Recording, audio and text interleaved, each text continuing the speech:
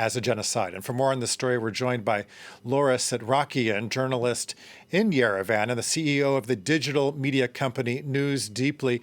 Thanks so much for joining us. The Armenian community has been lobbying for this recognition for a long time. What kind of reaction has there been where you are in Yerevan? So there has been a lot of cheering in the streets and in people's homes, a lot of tears, actually, a lot of reflection, relief, a sense that a certain humiliation is over. A lot of people in Armenia are members of what you could think of as a refugee nation, a reconstituted nation.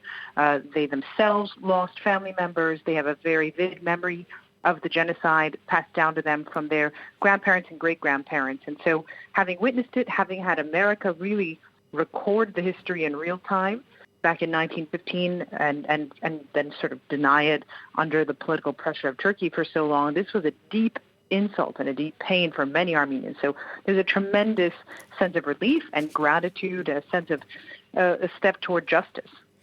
We're already hearing some angry reaction from Turkey. In fact, Turkey's foreign minister released a statement saying this statement of the U.S., which distorts the historical facts, will never be accepted in the conscience of the Turkish people and will open a deep wound that undermines our mutual trust and friendship. Turkey's also saying that the U.S. should take a look at itself when it comes to its own past.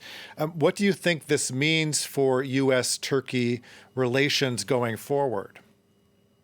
I think the most interesting thing is going to be what happens domestically in Turkey. Those statements are, of course, sort of on brand for the AK party. It was remarkable to see on Twitter today, HDP, one of the opposition parties, actually recognize the Armenian genocide and laud the statement. But, for decades, and Turkey itself actually prosecuted some of the crimes committed in those years back in the 1920s. So there's a very complicated Turkish history when it comes to this issue, and there's a lot of suffering, certainly a lot of difficult memories for Turks from the War of Independence. So a lot gets mixed into this.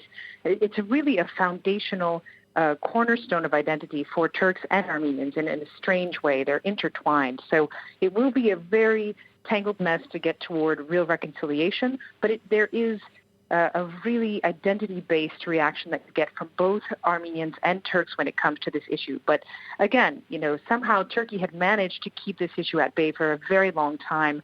Erdogan, with his policies, alienated a lot of voices in Washington and, frankly, lowered the cost in Washington for making this move. So it will be really interesting to see how the internal discussion in Turkey evolves in the coming days and weeks.